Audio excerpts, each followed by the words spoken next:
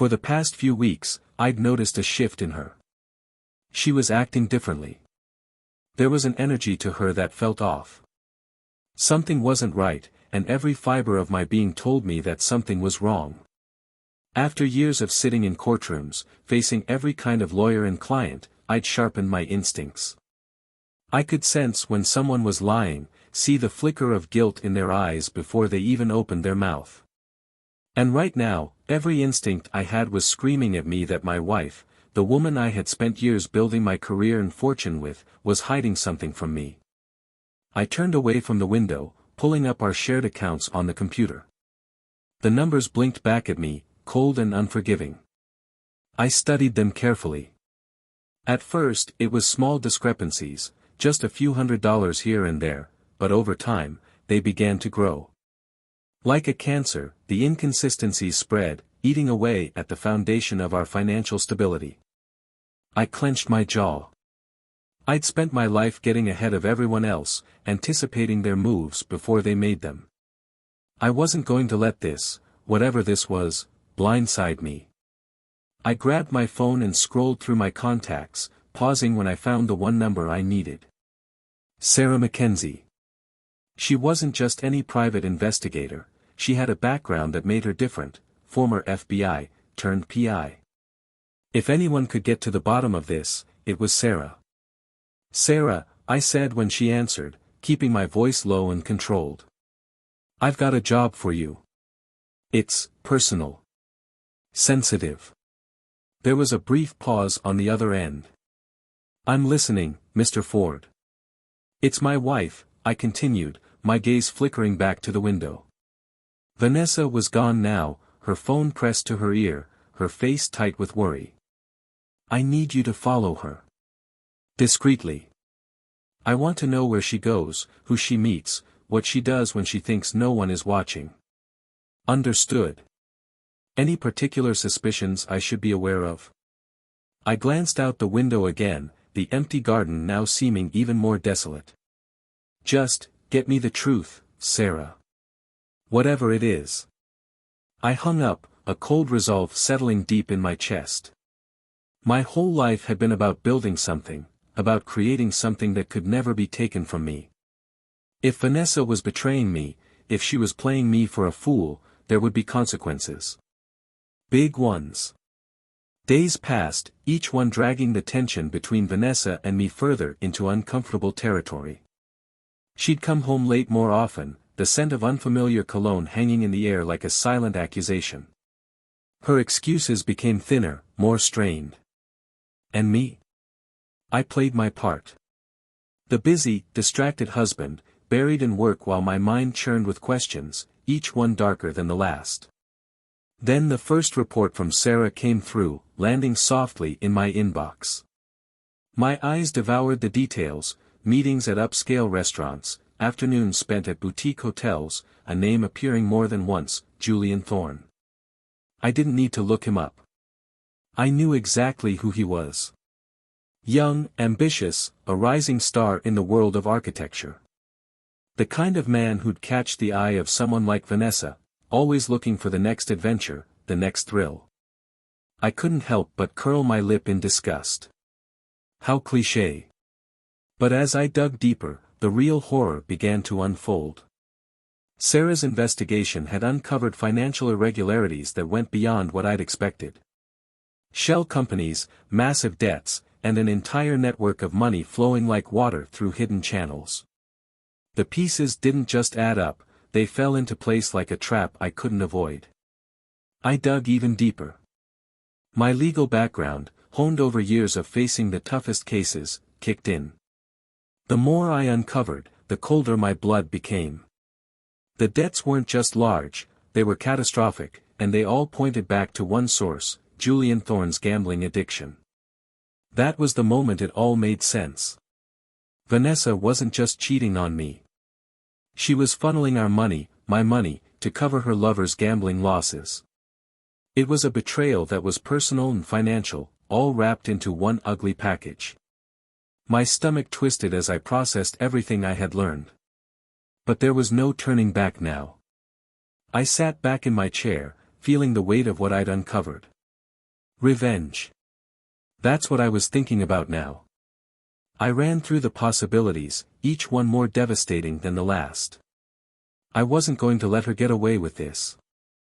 I'd built my career on dominating my opponents, on knowing their weaknesses and exploiting them without mercy.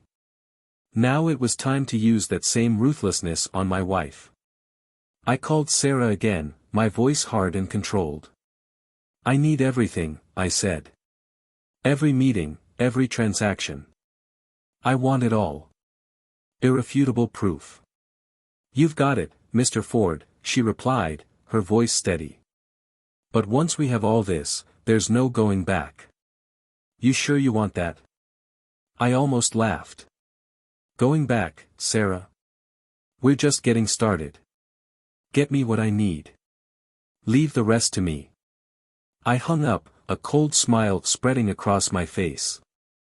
Vanessa thought she could outsmart me, play me for a fool. She was about to learn just how wrong she was. The next few days were a delicate balancing act. I went about my routine, pretending nothing was wrong, while inside, my mind was racing. Each report that Sarah sent me dug the knife deeper, each one proving the betrayal in more ways than one.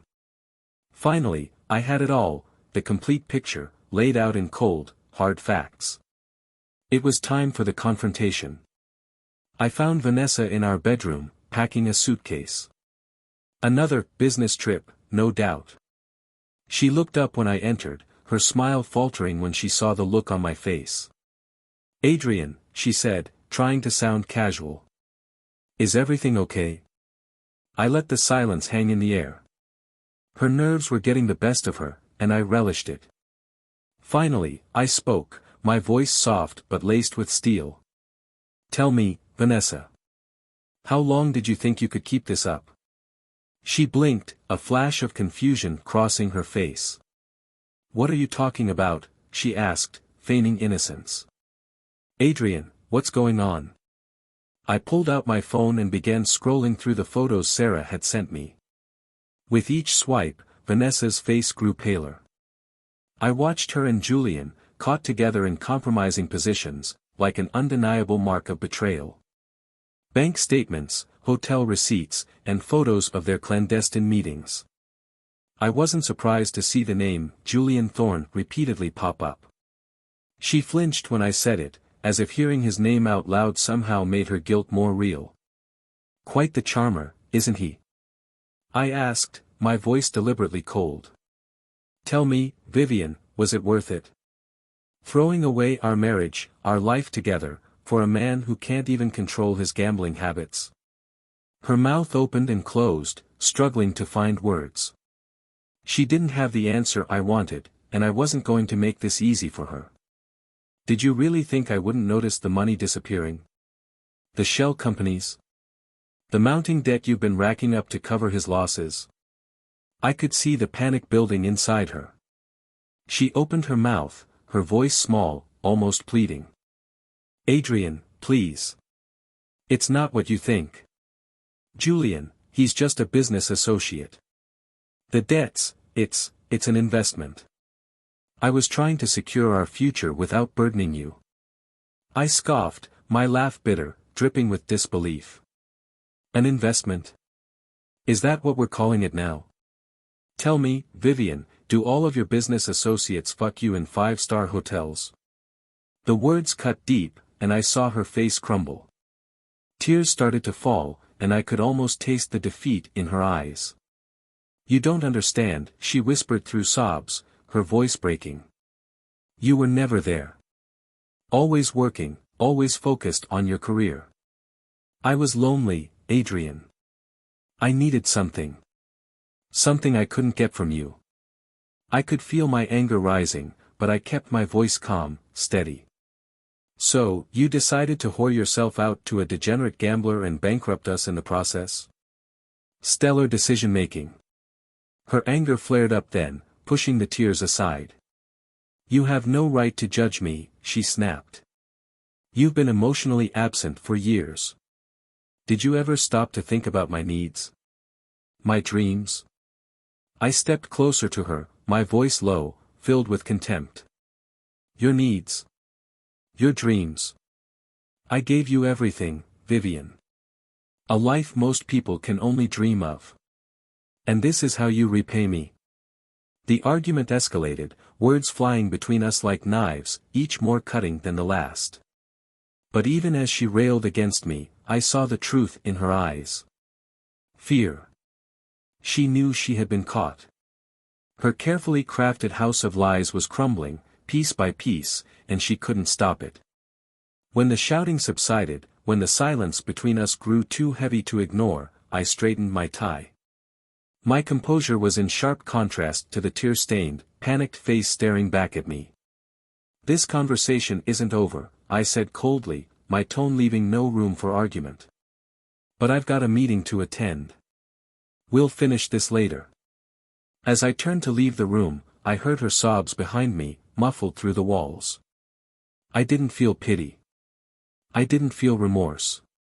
All I felt was cold, ruthless determination. This would be dealt with. I'd seen what betrayal looked like, and I wouldn't rest until every last piece was exposed for the world to see. I drove to my office, my mind already moving forward, calculating the next steps in my plan. I needed advice, a sounding board. And I knew exactly who to call. I laid it all out for Marcus, Vanessa's affair, the financial betrayal, the confrontation. He listened quietly, his face hardening as I spoke. When I finished, he took a slow sip of his drink, his gaze never leaving me. "This is dangerous territory, Adrian," he said after a long pause. "You need to tread carefully. One wrong move, and this could backfire spectacularly." I nodded, acknowledging the truth of his warning. "What would you suggest?" "Gather more evidence," he said, his tone even, but firm. "What you have is damning, but you need to be absolutely certain before making any drastic moves. And Adrian." He paused, making sure he had my attention. "Be prepared for this to get ugly. Very ugly." A smile curled at the corner of my lips. "Ugly, Marcus? I can handle ugly. It's betrayal I can't stomach." When Marcus left, I found myself staring out the window at the city below. I'd conquered this concrete jungle, built an empire by outthinking and outmaneuvering everyone who stood in my way. Now, it was time to turn those same skills on the woman who thought she could betray me and walk away unscathed. I picked up my phone and dialed Sarah's number. "I need more," I said, my voice unwavering. "Dig deeper. I want to know everything about Julian Thorne. His past, his present, his plans for the future. Leave no stone unturned." "Understood, Mr. Ford," she said calmly. "But there's one more thing you should know." I tensed, bracing myself for what would no doubt be more bad news. "Go on." "Julian Thorne isn't just your wife's lover," she said. "He's also bidding on the Riverside Development Project. The same one your firm is competing for." The implications hit me like a freight train. This wasn't just personal betrayal. This was professional as well. Vanessa had access to sensitive information about my business dealings. Had she been feeding that to Julian? The man who was now trying to undercut me professionally as well as personally. "Thank you, Sarah," I said, my voice tight with controlled fury. "Keep digging. I want everything you can find on both of them." As I hung up, a cold rage settled deep in my chest. Vanessa hadn't just betrayed our marriage, she had potentially compromised my business, my livelihood. This was no longer about infidelity. This was war. The next few days passed in a blur, my focus sharper than ever. Every free moment was spent working on building my case against Vanessa and Julian. Sarah's reports kept coming in, each one a little more damning than the last. I read through them hungrily, each piece of evidence a confirmation of the betrayal I'd already known existed. Finally, I had it all, the complete, irrefutable proof of their affair, documented in exquisite detail. Financial records showing the full extent of Vanessa's embezzlement to cover Julian's gambling debts. And most damning of all, evidence that Julian had used insider information, information that could have only come from someone who knew the ins and outs of my business dealings. The information that Sarah had uncovered pointed directly to Vivian, and it was clear she'd been feeding inside details about my business dealings to gain an edge in the Riverside development bidding process. It was time for the final confrontation. I found her in our bedroom again, sitting by the window with an empty stare, as though she were lost in her own thoughts, avoiding the reality of the situation. When she turned to look at me, her eyes were swollen from crying. "Adrian," she whispered, her voice barely audible, fragile. I cut her off, my tone icy, unforgiving. "Save it," I said. "I know everything, Vivian. The affair. The money. The information you've been leaking to Julian about my business." She went pale. Her legs gave out, and she collapsed onto the bed, her hands clutching the sheets for support. "How? How did you find out?" she stammered. I tossed a thick folder onto the bed beside her. "It's all there," I said, watching her tremble as she looked down at the contents. "Every detail. I have to admit, you almost pulled it off." "Almost." Her fingers shook as she flipped through the pages. Each photograph, each document was like another nail in her coffin. As her gaze lifted from the papers to meet mine, I saw nothing but fear and resignation in her eyes. "What happens now?" she asked, her voice small, broken. I straightened, adjusting my cuffs as I prepared to deliver the final blow. "Now?" I asked, letting the word hang in the air. "Now, you lose everything. I'm filing for divorce, Vivian. And I'm going for full custody of the children. By the time I'm done with you, you'll be lucky if you have a pot to piss in." Her eyes widened in panic. "Adrian, please. The children, they need their mother." "You can't." "I can, and I will," I interrupted, my voice hard as steel. "You should have thought about them before you decided to betray everything we built together." As I turned to leave, she called out, her voice cracking, a desperate edge to it. "Wait. There's something else you need to know." I paused, but I didn't turn around. "What?" I asked, already feeling the weight of the situation bearing down on me. Her next words hit me like a punch to the gut. "I'm pregnant." The words reverberated through the room, and for a moment, everything seemed to stop. I turned around slowly, searching her face for any sign that she was lying, but there was nothing but raw fear in her expression. "Is it mine?" I asked quietly, the question barely escaping my lips. Vivian remained silent, her gaze dropping to the floor. That silence told me everything I needed to know. The timing was too close, it could be mine, or it could be Julian's. For a moment, my resolve wavered. A child, an innocent life caught in the crossfire of our war. But then I remembered everything. The betrayal. The lies. The years I'd spent building a life for us, for our family, while she tore it down from the inside. I couldn't afford to let this change anything. I hardened my expression. "It doesn't change anything," I said coldly. "If it's mine, I'll fight for custody. If it's not, well, that's between you and Julian." I walked out of the room, out of the house that no longer felt like home.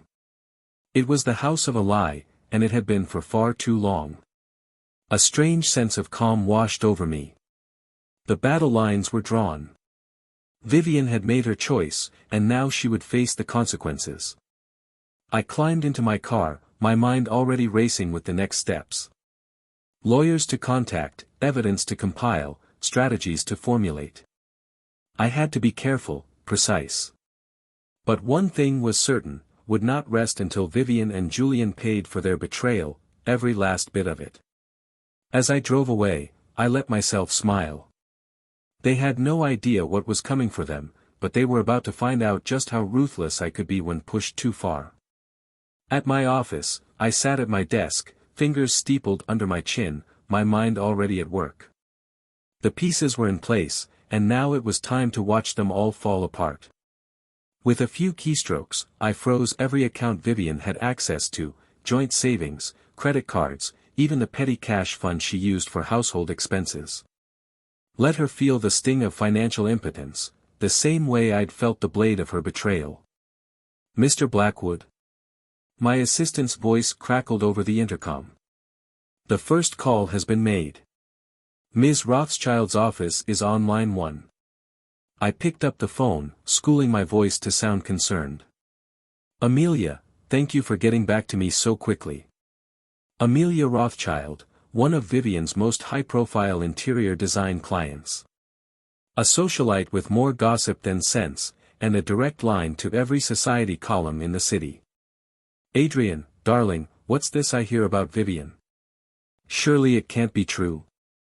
Amelia's voice was dripping with feigned concern. I let out a carefully practiced sigh. I'm afraid it is, Amelia. I wouldn't normally discuss such private matters, but given your long association with Vivian, I felt you had a right to know. I let the words flow, perfectly crafted to sound like reluctant confession mixed with damning details. By the time I hung up, I knew the story would be spreading like wildfire through Vivian's carefully cultivated social circle. One by one, I made the calls. Clients, business associates, friends. Each conversation felt like another brick falling from the house she'd built. Vivian's world was crumbling, and I could almost hear the echo of her reputation shattering, her business, her social standing, all of it built on the foundation I'd provided. Now, I was pulling it out from under her, piece by piece. As satisfying as it was to dismantle her life, I hadn't forgotten about Julian, the ambitious little snake who thought he could slip into my bed and my business without consequence. I opened the file on the Riverside Development Project, the architectural contract that Julian was so desperately trying to secure. With a few well-placed calls, I made sure that his bid would be seen as nothing more than toxic waste by every decision-maker involved. It was all about positioning, and I knew how to play the game. Sarah, I said into my phone, keeping my voice steady and controlled. I need you to dig deeper into Julian Thorne's past. Focus on his previous employers, his financials. I want to know every skeleton in his closet. Understood, Mr. Ford, Sarah replied, but there was a hesitation in her voice. But, the level of damage you're inflicting here? I cut her off, my tone sharp and unforgiving. I'm not paying you for ethical considerations, Sarah. I'm paying you for results. Get me what I need. As soon as I hung up, there was a soft knock at my office door, and I looked up to find Marcus Bellwethers stepping in. His face was a mask of concern. Adrian, he said, taking a seat across from me. We need to talk about this vendetta of yours. I leaned back in my chair, eyeing him coolly. Vendetta? I repeated. I prefer to think of it as justice. Marcus shook his head, clearly not convinced. Call it what you want, but you're walking a dangerous line. The methods you're using, they could backfire spectacularly. Have you considered the legal implications, the potential damage to your own reputation? For a brief moment, I felt a flicker of doubt. Marcus had been my friend and advisor for years. His caution had saved me from making more than one fatal mistake. But then I remembered the depth of Vivian's betrayal, the lies, the deceit, the utter disregard for everything I had worked for. The anger surged back, washing away any hesitation. I appreciate your concern, Marcus, I said, my voice cold as ice. But I know exactly what I'm doing. Vivian and Julian made their choices. Now they'll face the consequences.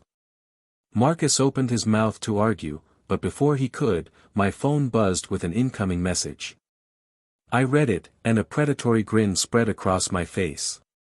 Well, I murmured. It seems our friend Julian has been a very naughty boy indeed. I turned the screen toward Marcus, letting him see the message Sarah had just sent me. It was evidence of embezzlement from Julian's previous firm, meticulously documented and damning in its detail. This changes things, Marcus admitted, his expression turning serious. But Adrian, be careful. Using information like this, it's a step you can't take back. I stood, straightening my tie as I prepared for my next move. Sometimes, Marcus, I said, you have to be willing to cross lines to ensure justice is served. As I left the office, I could feel Marcus's worried gaze on my back, but I didn't care. I had the weapon I needed to ensure Julian's complete and utter destruction, and I wasn't about to let it go to waste. The next few days were a whirlwind of calculated moves and countermoves. I watched, almost detached, as Vivian's world started to implode. Her phone rang off the hook with cancelled contracts, and every social invitation she received was rescinded. Julian's professional reputation was being torn apart as well. His dreams of architectural greatness crumbled like poorly laid foundations. I should have felt satisfaction in the fallout. But instead, I felt a gnawing hunger for more. They hadn't suffered enough, not yet. They hadn't truly felt the depth of the pain they had inflicted on me. And then, it was Vivian who struck first. A hand-delivered envelope arrived at my office, and I tore it open. Inside, there were photos and documents from my past, early in my career. There were cases where I'd bent the rules, clients whose methods weren't entirely above board. Nothing illegal, but certainly unsavory enough to cause problems if they were ever made public. At the top of the pile was a note, written in Vivian's flowing script: "Two can play at this game, darling. Back off, or I'll burn us both to the ground." I crumpled the note in my fist, a humorless laugh escaping my lips. Did she really think this would stop me? That I'd back down just because she'd thrown a few old skeletons from my closet into the light? Before I could even process my response, my phone rang. Julian's name flashed across the screen. "You've gone too far, Blackwood," he snarled as soon as I answered. "You think you can just destroy people's lives and get away with it?" I leaned back in my chair, a cold smile spreading across my face. "I'm simply letting the truth come to light, Julian. If that truth happens to be unflattering, well, perhaps you should have thought of that before you decided to fuck my wife and steal my business." "You smug bastard," Julian hissed. "I've got dirt on you too, you know. Years of shady deals, clients with questionable ethics. Back off now, or I'll make sure every regulatory body in the state is breathing down your neck." A surge of rage bubbled up inside me at his audacity. This little worm thought he could threaten me. "Go ahead," I said, my voice dead calm. "But remember, Julian, I've been playing this game a lot longer than you have. And I always win." I hung up, my mind already racing with the next steps. They wanted to fight dirty. Fine. I'd show them just how dirty I could get. I was so focused on planning my next move that I almost missed the quiet knock at my door. I looked up, and Sarah slipped inside, her face masked in professional detachment. "Mr. Blackwood," she said, her voice low. "There's something you need to know." I gestured for her to continue, my patience wearing thin. "What is it?" I felt my blood run cold as Sarah handed me the tablet, her expression one of tense urgency. The screen flashed to life with a live news feed, showing Vivian standing at a podium, surrounded by reporters, looking pale but determined. My heart sank as I realized what was happening. "I know many of you have questions about the allegations my husband has made," Vivian began, her voice steady, though the situation was anything but. "I'm here to tell you that while some of what he says is true, it is far from the whole story." I felt a flicker of unease, like a cold wind had swept through the room. This wasn't part of the plan. "Yes, I had an affair," she continued, her words cutting through the air. "I'm not proud of it, but I want to explain why. For years, I've been living in fear of my husband, Adrian Blackwood." A collective gasp from the reporters echoed through the feed, and I felt my stomach drop. What was she doing? What was she trying to spin? Vivian held up a hand to silence the growing wave of questions. Adrian is a controlling, abusive man, she said, each word sharp, calculated. He's isolated me from my friends and family, monitored my every move, and used his considerable influence to keep me trapped in a loveless marriage. The affair was a desperate attempt to find some happiness, some escape from the prison my life had become. I stared at the screen, my mind racing. This wasn't just a counterattack, it was an all-out assault on my character, my reputation. She was painting herself as the victim, as though I had driven her to this point. I wanted to shout, to tear through the room and confront her, but I stayed frozen, watching, waiting for the rest. It was clear she was manipulating the narrative, making herself the helpless woman caught in an oppressive marriage. But where was the truth in that? Where was the truth about her affair, about the money she funneled to Julian, about the way she'd used me and betrayed me? None of that seemed to matter now. As for the financial irregularities, Vivian went on, her voice trembling slightly but still composed, they were necessary to hide money from Adrian. A dark chuckle escaped me, but it was tinged with bitterness. She was going to try to justify everything. She was going to spin this so that she came out smelling like a rose and I was the villain. But the cameras were rolling, and the reporters were eating it up. This would be a battle of perception now, and she was playing her cards like a seasoned actress. She's turning it all around, I muttered under my breath, my grip tightening on the tablet.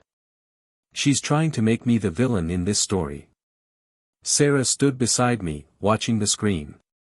Her face was a mask of concentration, but I could see the concern in her eyes. "What's your next move, Mr. Blackwood?" My mind was racing, every second feeling like a slow burn. Vivian had just escalated the war to a new level. The public would now be on her side, and if I didn't act fast, I'd lose the narrative completely. It wasn't enough to destroy her reputation in private anymore. I needed to fight back, hard, and I needed to do it in a way that no one could deny. I took a deep breath and turned to Sarah. "Get me everything on her past. I want every friend, every family member, every detail of her history that can prove she's lying. If she wants to claim I've abused her, let's put the truth out there. No one escapes this unscathed." She nodded quickly, already pulling out her phone. "I'll get started right away."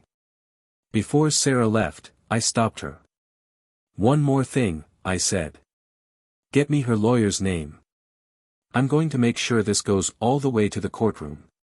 The public might be sympathetic to her now, but once the truth comes out, it'll be her who's on the defense." As Sarah exited the office, I sat back down, still digesting the onslaught of Vivian's statements. She had made her play. She was betting on her ability to manipulate public opinion, to turn the tide in her favor. But she had underestimated me, underestimated the lengths I was willing to go to. Now the stakes had changed. This was no longer about personal betrayal. This was about survival. And I would not be the one to lose. I watched the screen as Vivian's face filled the television once again. She was standing at a podium, her voice quivering with full vulnerability, eyes wide with unshed tears. "I knew that if I ever tried to leave, he would use his resources to destroy me," she said, her words dripping with what sounded like sincerity. "Which, as you can see, is exactly what he's trying to do now." She paused, eyes searching the cameras as though looking for a connection, a savior in the audience. "I'm speaking out now because I'm afraid for my life," she continued, her voice growing softer. "And for the life of my unborn child." My stomach twisted as she stared directly into the camera. The manipulation was thick, but what was worse was the public's likely reaction. This wasn't just a personal attack anymore, this was a public spectacle. "Adrian, if you're watching this," she said, her voice breaking, "please stop. Let me go. Let us all move on with our lives." The feed abruptly cut off, leaving me staring at a blank screen. For a moment, I was frozen. All I could do was stare at the static, the weight of what had just happened sinking in. Then, slowly, I began to laugh.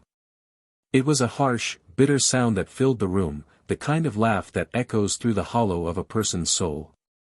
Sarah, standing by the door, stepped back instinctively, her expression a mix of caution and confusion. "Mr. Blackwood?" "Oh, Vivian," I said, shaking my head, my voice laced with cold amusement. "You really shouldn't have done that."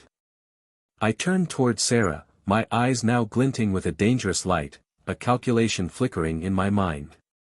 "Get me everything we have, every scrap of evidence, every recorded conversation, every bank statement.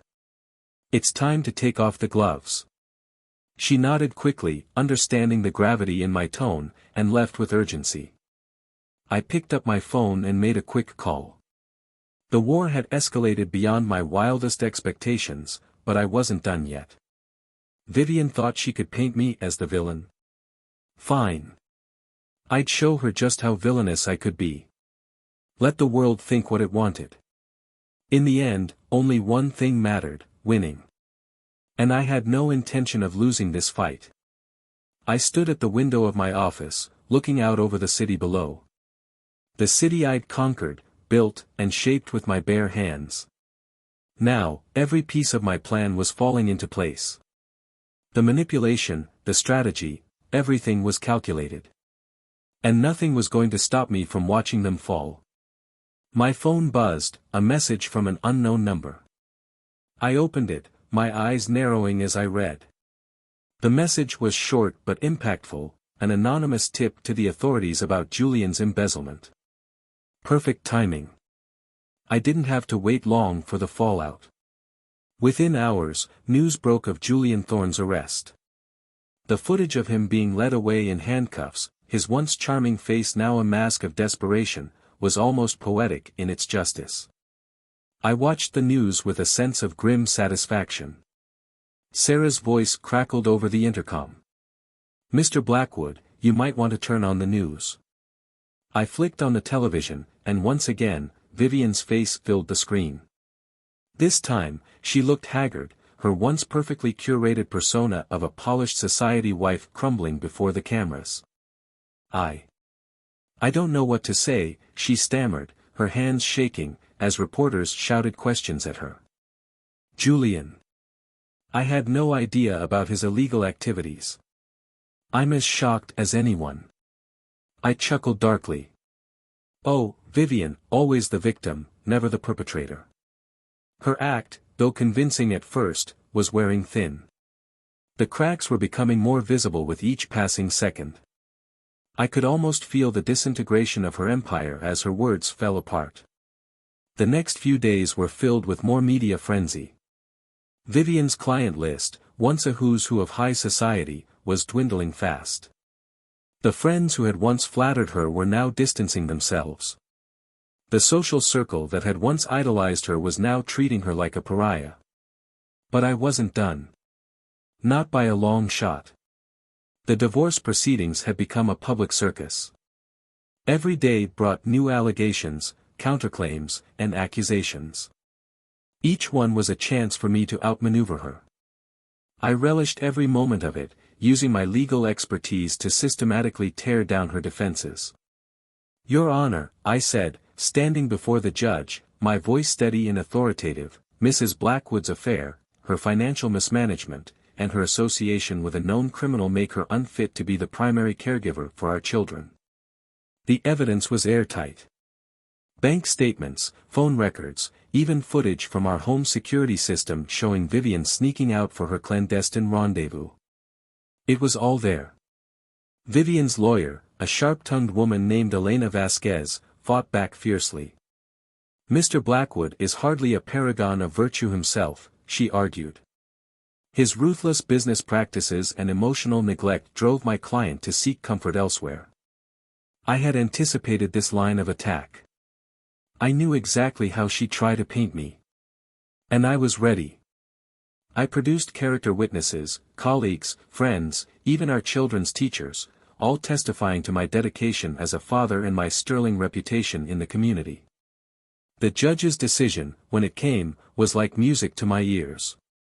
Full custody of our children was awarded to me, with Vivian granted only supervised visitation. As we left the courtroom, I caught sight of Vivian standing in the hallway, her face a mask of despair. For a moment, I felt a flicker of something, pity, regret, but I crushed it instantly. She had made her choices. Now, she would have to live with the consequences. Outside, Sarah was waiting for me, a thick envelope in her hands. "The results you were waiting for, Mr. Blackwood," she said, her voice professional but carrying an undercurrent of something else. Was that concern? I took the envelope from her, my heart pounding despite my outward calm. I knew what was inside. The paternity test results, the final piece of the puzzle. I tore it open and quickly scanned the contents.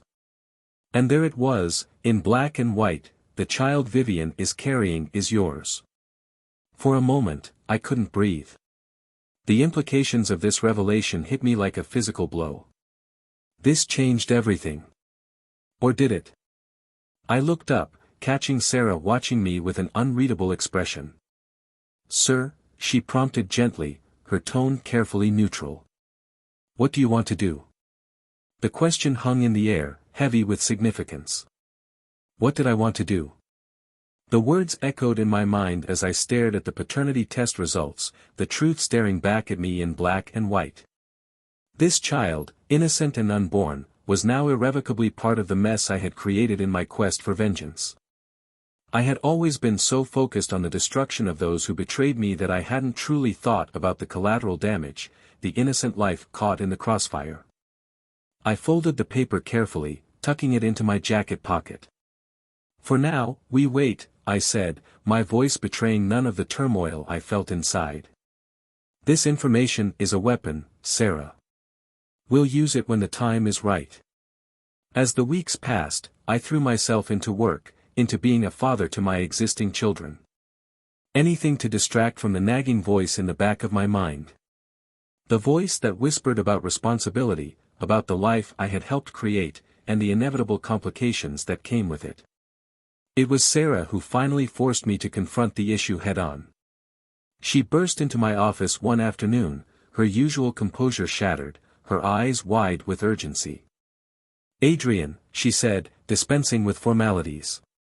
"Vivian's been hospitalized. Complications with the pregnancy. You need to go. Now."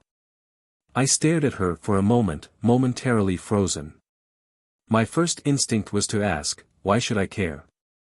But the words sounded hollow even to my own ears. Sarah's eyes flashed with an emotion I couldn't quite place. "Because regardless of what's happened between you, that's your child. And right now, both of them need you."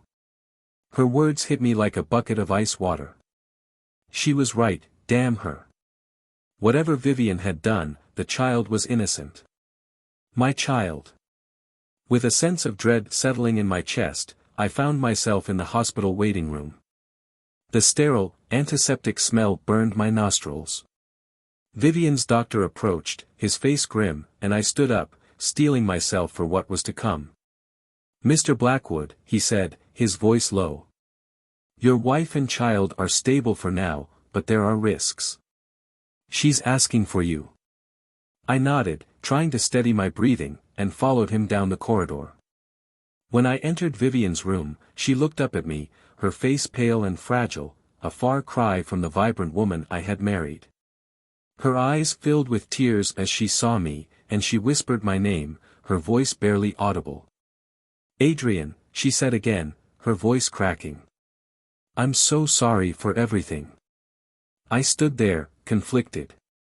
Part of me wanted to turn and walk away, to leave her to stew in the consequences of her actions. But another part of me, a part one thought I had buried, ached at seeing her like this. "Why, Vivian?" I asked, my voice low and controlled. "Why did you do it?" She closed her eyes, tears slipping down her cheeks as she gathered herself before speaking. "I was scared," she confessed, her voice breaking. "Scared of losing myself in your shadow, of being nothing more than Adrian Blackwood's wife. Julian, he made me feel alive, important. But it was all a lie." I stood there in silence as she poured out her heart. She confessed to the affair, to the financial deceptions, to the crushing weight of guilt and fear that had driven her deeper into the hole she had dug for herself. "I know I've ruined everything," she whispered, barely audible now. "I don't expect forgiveness. But please, Adrian, don't punish our child for my mistakes." I stood there, motionless. The weight of her words hit me harder than anything else had. The revenge I had so meticulously planned and executed suddenly felt hollow, empty. What had it really gained me in the end? As I left the hospital, my mind was a whirlwind of conflicting thoughts and emotions. Sarah was waiting for me outside, her face a mask of concern. "What now?" she asked softly, her voice gentle but questioning. I took a deep breath, feeling the weight of the world pressing down on me. Now we clean up this mess." The next few weeks were a blur of activity. I threw myself into damage control, both personal and professional. Julian's charges remained, and he would face the consequences of his crimes. But, quietly, I arranged for Vivian to receive the medical care and support she needed for a healthy pregnancy. As for my own life, I found myself at a crossroads. The anger and bitterness that had driven me for so long began to fade, replaced by a weary clarity. I had one child already, and another on the way. What example was I setting for them? What kind of world was I creating for them to inherit? It was time for a change. A new beginning. I started with my career. I stepped back from some of my more ruthless practices, choosing instead to focus on cases that aligned with a newfound sense of ethics. It wasn't easy, old habits die hard. But with each day, I found a sense of purpose I hadn't realized I'd been missing. My relationship with my children deepened as I made a conscious effort to be more present, more engaged. I began to see them not just as extensions of myself, but as individuals with their own dreams and fears. And then there was the matter of Vivian and our unborn child. It wasn't easy, but I made the decision to provide support, financial and emotional, without strings attached. Not for her sake, but for the sake of the innocent life we had created together. Months passed. The media frenzy died down, as they always do. Julian faced his day in court, his fall from grace complete. Vivian, chastened but determined, slowly rebuilt her life, her reputation starting to heal with time. And me? I found myself facing a future I could never have imagined before. But as I stood in front of my children, I knew this was the right path. The past would always be there, a shadow lurking in the distance. But for now, for them, I would build a future that was better, a future worthy of the life we had left behind. And me? I found myself changed in ways I never expected. The drive that had once been focused solely on success and revenge now found new outlets. I became an advocate for ethics and law, using my influence to push for reforms in the system I'd once exploited so skillfully.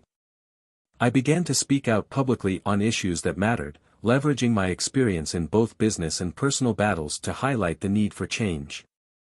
My name, once associated with power plays and courtroom victories, was now linked with efforts to make the system more just, more transparent, more accountable. But that wasn't the only shift. As for love, that would come in its own time. I wasn't in a rush.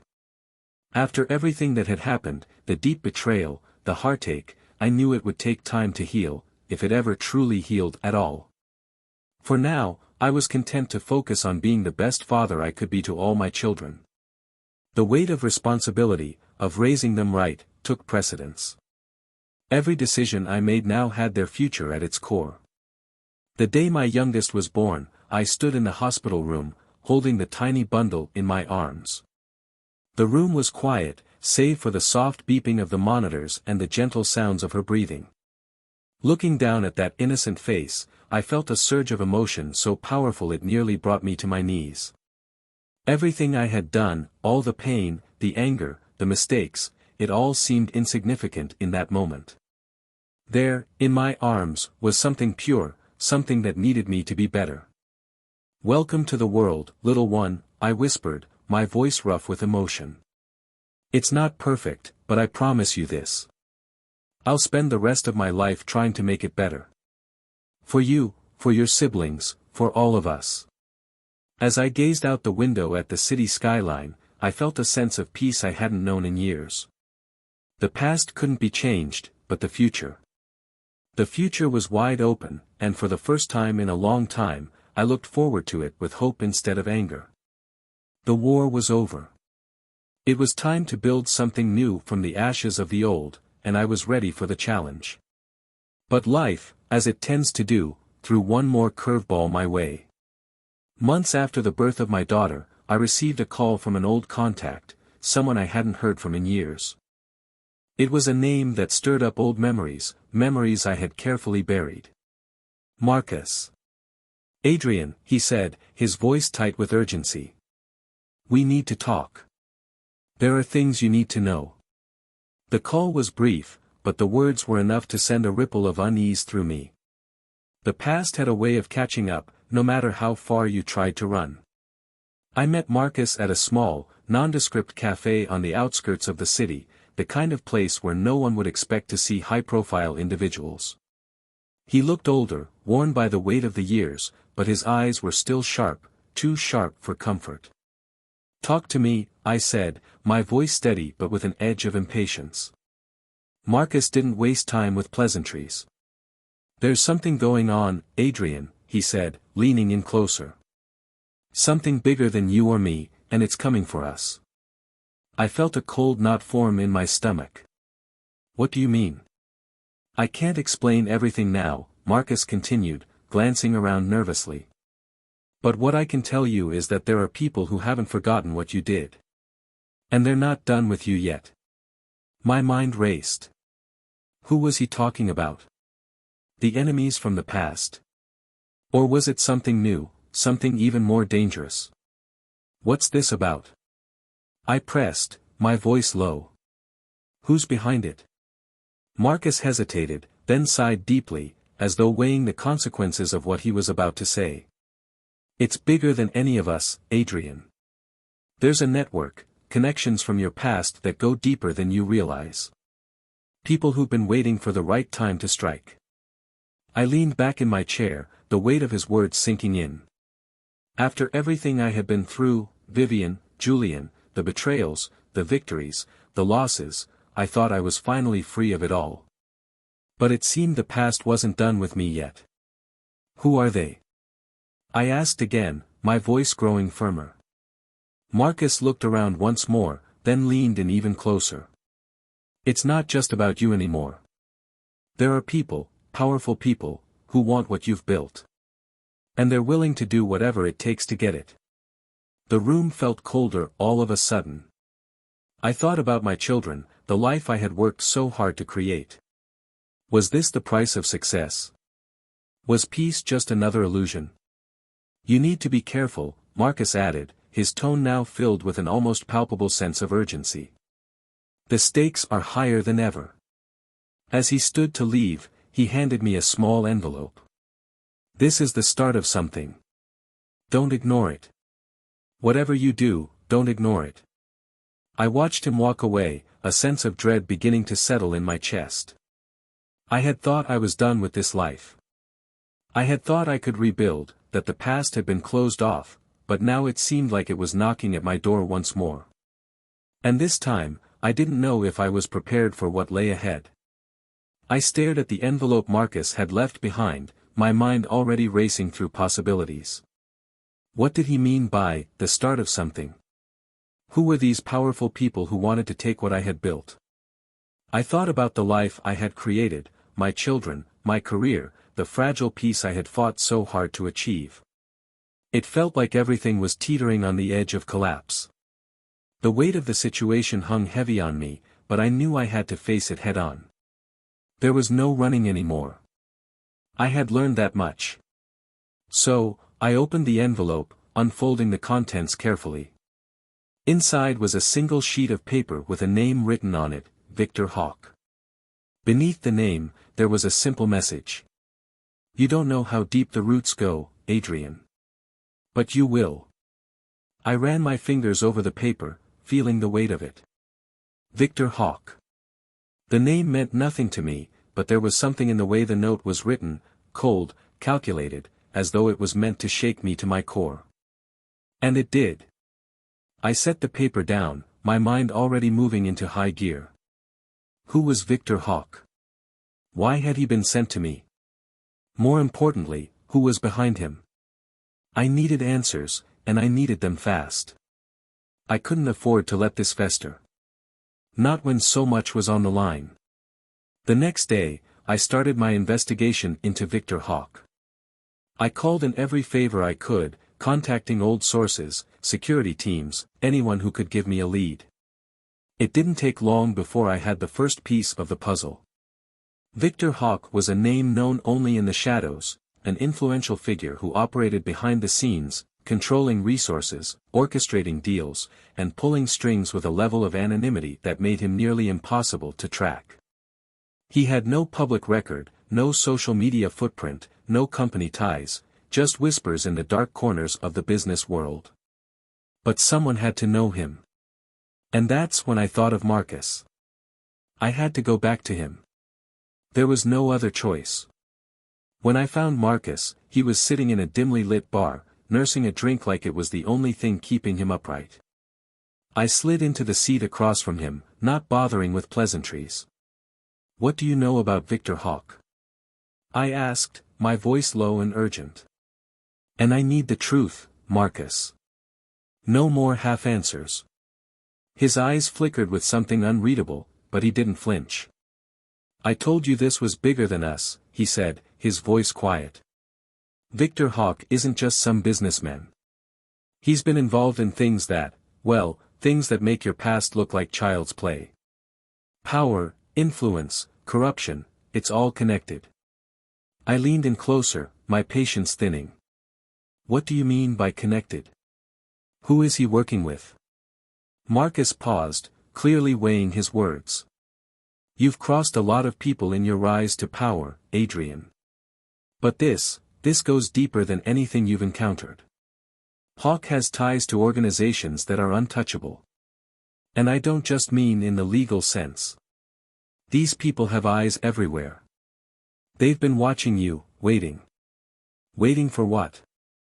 I asked, feeling a knot form in my stomach. "Waiting for you to fall," Marcus said, his tone grim. "And they've been setting the stage for it." A sense of unease settled in my gut as I processed his words. If these people had been watching me all this time, it explained why they had remained hidden. The question now was, why had they decided to make their move? And why now? How do I stop them? I asked, my voice steely with determination. Marcus shook his head slowly, his eyes downcast. "You don't. Not directly.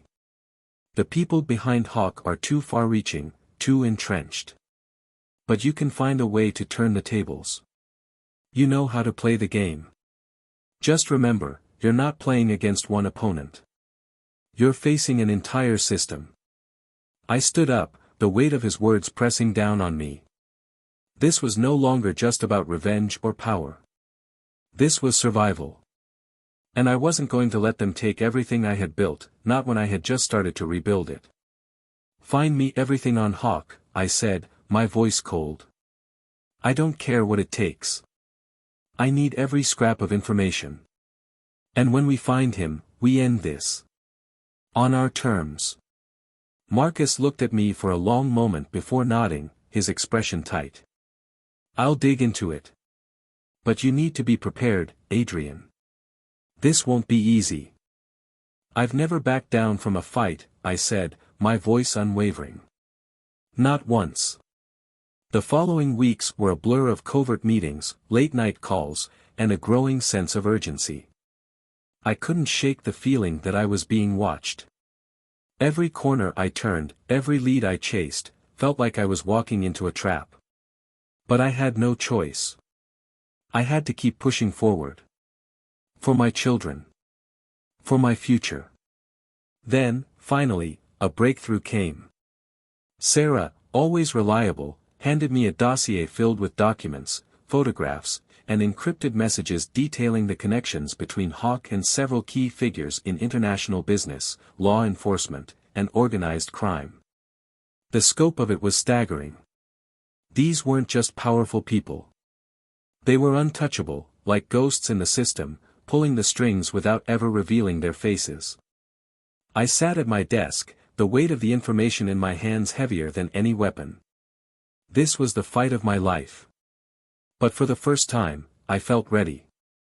The next step was clear. I had to go after them. I wouldn't let my past define my future, and I wouldn't let Victor Hawk or anyone else take what I had worked so hard to build. I spent the next few days poring over the dossier Sarah had handed me. Each piece of information felt like a small piece of a massive puzzle, and the more I uncovered, the clearer it became that the people I was up against were unlike any I had faced before. This was no longer just a personal vendetta. This was about survival. For myself, my family, and the future I had worked so hard to secure. The dossier revealed a network of individuals, all connected to Victor Hawk, business leaders, corrupt officials, and shadowy figures whose names were never spoken in public. Their reach was vast, their influence deep. Hawk was more than just a businessman, he was the architect of a hidden empire, one that controlled industries and manipulated governments from the shadows.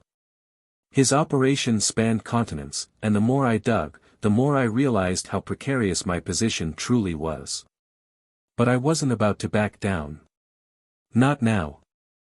Not after everything I had fought for. I called Marcus in for a meeting, my mind set on the next steps. The time for information gathering was over. It was time to take action. Marcus, I began, standing by the window in my office, looking out over the city below. We've reached the tipping point. This isn't just about Hawk anymore. This is about taking down an entire system of corruption. And I need your help. He leaned forward, his face serious, his eyes filled with the same intensity one felt. You've got it, Adrian. We've spent too long waiting. We can't keep playing defense. We need to hit them where it hurts. I nodded, my hands resting on the desk in front of me. The problem is, Hawk and his associates are too well protected. If we go after them directly, we risk making ourselves targets. We need leverage. A way to bring them down from the inside. Marcus thought for a moment before answering. We have the documents. We have proof of their connections. But to really take them down, we need to go public. Get the media involved. Expose everything they've been hiding. The idea wasn't new, but the risks were enormous. Exposing this level of corruption would make me a target. It would put everything I had on the line, not just my business, but my family as well. But the alternative was to let them continue unchecked, to let them destroy everything I had worked for, and that was unacceptable. I'll do it, I said, my voice firm. But we do this carefully. We need to ensure that the evidence we have is ironclad, no room for them to wiggle out. We need to destroy their credibility completely. We spent the next few days preparing. We contacted journalists with strong reputations, ones who were known for their integrity and unwillingness to be swayed by power. We leaked documents, evidence of Hawk's network, financial transactions, covert meetings with known criminals. We carefully crafted a narrative that would expose the full extent of his operations and the people behind him. It wasn't long before the story hit the press. And when it did, it spread like wildfire. The world watched in shock as the names of influential figures were dragged into the light. Political leaders, CEOs, bankers, and law enforcement officials, people who had lived in the shadows, pulling strings from behind closed doors, were suddenly exposed for all to see. Hawk's empire began to crumble, and with it, the carefully constructed facades of the people who had supported him. For the first time in years, I felt a sense of control, a sense of power that came not from manipulation or vengeance, but from the knowledge that I was doing the right thing. This wasn't just a personal victory. It was a victory for justice, for those who had been silenced for far too long. But the battle wasn't over yet. As the media frenzy grew, so did the retaliation. Hawk and his associates weren't going to take this lying down. Threats started to pour in, anonymous calls, cryptic messages, and warnings about what would happen if I didn't back off. But I knew one thing for sure, there was no going back now. I had made my stand, and I would see it through to the end. Days turned into weeks, and the pressure continued to mount. The walls seemed to close in, and I began to feel the weight of the consequences of my actions. I wasn't just fighting against one enemy. I was fighting an entire network of powerful people, each one more dangerous than the last. But the more I learned, the more I understood the stakes. This wasn't just about me anymore. It was about ensuring a future where my children could live without fear of the darkness I had once been part of. And then, just as I thought the worst had passed, a new piece of information surfaced, something that sent chills down my spine. "Adrian," Marcus said one night, his voice tense. "I've just received word. Hawk's not just angry. He's making a move, and this time, he's not going to go quietly." I felt a cold knot form in my stomach. "What kind of move?" "He's coming for you," Marcus said, his tone grim. "He's hired people to take you down, to make sure this ends once and for all. You've made him too much of a threat to his empire." I didn't hesitate. "Prepare for everything. We need to be one step ahead, and we need to act fast." The war had escalated again. But this time, I wasn't just fighting for survival. I was fighting for the future of everything I had built, everything I had lost, and everything I hoped to protect. And I wasn't going to let anyone, no matter how powerful, take it from me. Not again. The days blurred into one another as the tension continued to rise. I knew I had made enemies, but this felt different, more personal, more dangerous. Hawk wasn't just trying to ruin my career. He was trying to erase everything I'd worked for. And this time, it wasn't just about business. It was about survival. I spent sleepless nights preparing, fortifying everything I held dear. I'd been in enough battles to know when something big was coming. But nothing could have prepared me for what happened next. It was a quiet evening, the kind I'd grown used to in recent weeks. My children were asleep, the house unusually still. I'd been over every detail, triple-checking plans, securing locations, and setting traps in case Hawk decided to make his move. But as I sat at my desk, scanning the latest developments, my phone buzzed. The number on the screen was unfamiliar, but it only took one glance to recognize the tone. The message was simple: "They're coming for you. Tonight." I froze. I had been expecting retaliation, but nothing this direct, nothing this fast. I knew they wouldn't hesitate to move against me. But this? They were making their final play. I had no time to waste. I grabbed my phone and shot off a message to Marcus: "Get ready. We move now." As I was securing my things, a faint sound from outside caught my attention: tires crunching on gravel, the unmistakable hum of an engine too close for comfort. My pulse quickened. This wasn't a drill. I rushed to the window, eyes scanning the darkness. There, just beyond the gates, were two black SUVs parked at the end of the drive. My heart pounded as I ran to the phone. "Sarah, get everyone out now. Don't ask questions. Just do it." "On it," she replied, her voice steady, but I could sense the urgency in her tone. "We're ready." I didn't have time to think. I grabbed my gun, slipped on my jacket, and ran for the back exit. As I stepped outside, I saw the figures approaching. 3 men, each one dressed in black, armed, moving with the precision of professionals. They had come for me, no doubt about it. But they didn't know what they were up against. I sprinted for cover behind the garden shed, heart hammering in my chest. I'd been trained to handle this. I'd been trained to outthink and outmaneuver anyone who tried to take me down. And this time, I wasn't going to let them get the upper hand. I peeked out from behind the shed, watching them move toward the house. They were too focused on their target, unaware of what was coming. I had one chance to make this work, and it had to be flawless. I exhaled, pulled my phone from my pocket and tapped a quick command. Seconds later, the security systems kicked into gear, locking the gates, activating cameras, and setting off a silent alarm.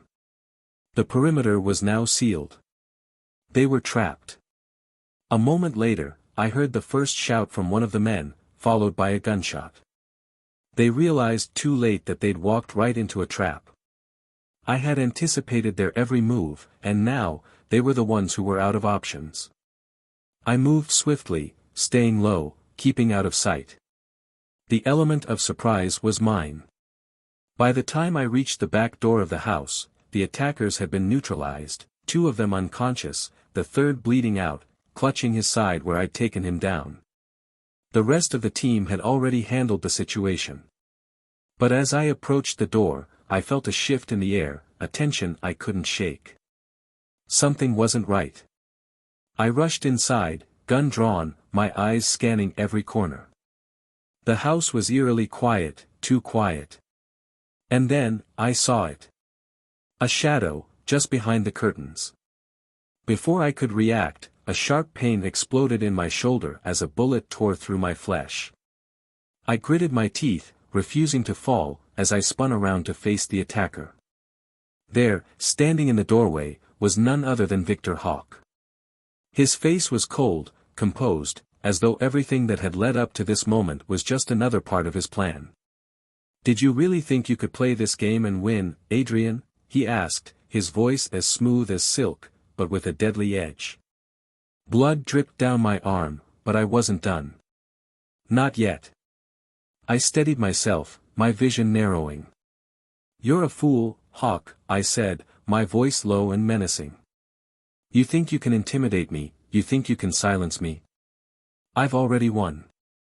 Your empire is crumbling, and no matter what you do, it will fall." He smiled, stepping closer, his gun aimed at me with perfect precision. But there was something in his eyes, something that flickered for just a moment, like a crack in his facade. "You're not the first to think that," he said coldly. "But you will be the last." And just as I thought the situation was about to take its final turn, a sharp sound pierced the air, the sound of a gunshot. Hawk staggered back, his hand falling away from the weapon as blood spilled from his side. I turned to see Sarah, standing in the doorway, her own gun still raised. "Did you really think you could take him down alone?" she asked with a smirk. I felt a surge of relief as I collapsed back against the wall, clutching my shoulder. The pain was intense, but the rush of victory was even more overwhelming. Hawk fell to the floor, his face contorted with rage and disbelief as he realized his fate. His empire, his carefully crafted network, had crumbled under the weight of its own greed, and the tenacity of those who fought against it. I didn't need to say anything more. The war was over. And as I looked at Sarah, I saw the same satisfaction in her eyes. We had won. But this victory wasn't just about taking down one man. It was about taking down a system that thrived on corruption and manipulation. It was about reclaiming control over our lives, our futures. As the sirens began to sound in the distance, signaling the arrival of the authorities, I took a deep breath. I had lost so much along the way. But in the end, I had gained something far more valuable. Freedom. Thanks for watching. Like and subscribe to the channel to watch my next videos and share with me your opinion, what you would do in my place.